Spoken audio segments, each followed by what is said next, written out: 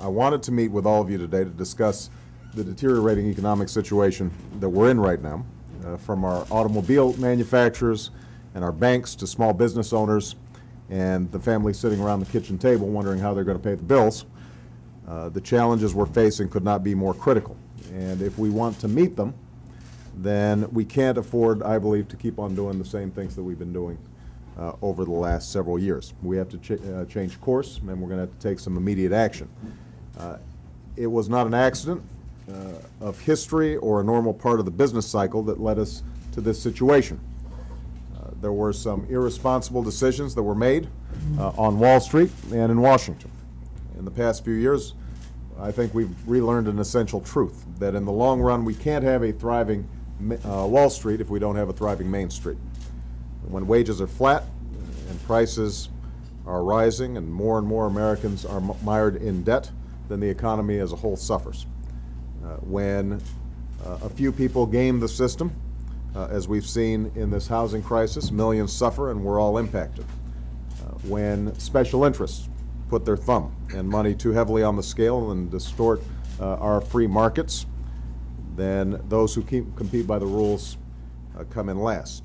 And when government fails to meet its basic obligations to provide sensible oversight and stand on the side of working people and invest in their future, then America pays a heavy price. So what I would like to do today is figure out how can we start taking both short-term steps and long-term steps to restore balance in our economy so that entrepreneurship is encouraged, so that the market is thriving, so that hard work is rewarded.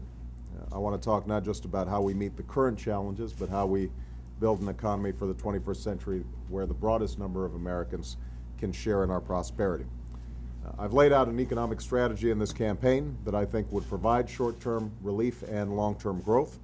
It's a strategy that recognizes many of the crises that we face are a direct result of putting off tough decisions for too many years. If we had made investments in alternative energy and fuel efficiency, we'd be less vulnerable to price shocks. If we had gotten healthcare costs under control, manufacturers would be in a better position to compete in the global economy. If we had restructured our financial institutions or our oversight institutions to adapt to a changing global financial market, then we might have avoided some of the worst financial turmoil that we're facing right now. And that's why the long-term part of my economic strategy is focused on keeping America competitive in the 21st century and ensuring that all Americans can succeed in this new economy. And that includes, I think, health insurance that's affordable to families and businesses, a world-class education that allows every worker to compete and succeed in the global economy, an energy policy that doesn't just reduce our dependence on foreign oil, but creates millions of new high-wage jobs from our investment in renewable sources of energy. But we're also going to need to provide some short-term relief to people. Americans are hurting right now, and that means that we've got to respond rapidly and vigorously to problems as they emerge, but also anticipate the problems that may be down the horizon.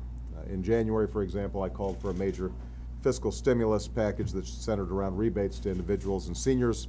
A similar plan ultimately passed in February.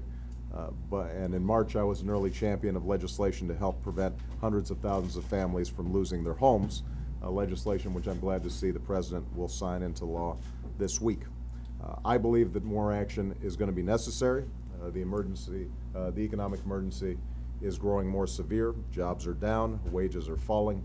The financial markets threaten to be engaged in a protracted credit crunch with long-lasting ramifications for investment, job creation, and family incomes. And this is an emergency that you feel not only just from reading the Wall Street Journal, but from traveling across Ohio and Michigan, in New Mexico and Nevada, where you meet people day after day who are one foreclosure notice or one illness or one pink slip away from economic disaster. That's why it's so important, I think, that we put aside some partisan differences today. I'm glad to see that we've got a broad representation of people here, and that together we try to engage in a serious discussion and engage in some shared commitments to immediate and fast-acting policies to help our economy going again. I believe we need a second round of economic stimulus, but I think this is something that I'd like to discuss with all of you. I believe that we need to think about how we are going to stabilize the financial markets in a way that doesn't impede economic growth, but assures that we're not going through continuing cycles of bubble and bust. And this group includes leading figures from business and labor, former cabinet secretaries and former Fed chairmen, Democrats and Republicans. It's a group that I'll be convening periodically over the next few months because of the dynamic situation, and one that the next president must be prepared to deal with from the moment he takes office. So this is a first meeting, and I'd like to focus on the new and emerging challenges facing the U.S. economy around three particular areas. Recent job losses, wage declines, and low consumer confidence, the situation in the financial markets, including the credit crunch and recent bank failures and their impact on the overall economy, and the causes and implications of rising prices for food, oil, and other commodities.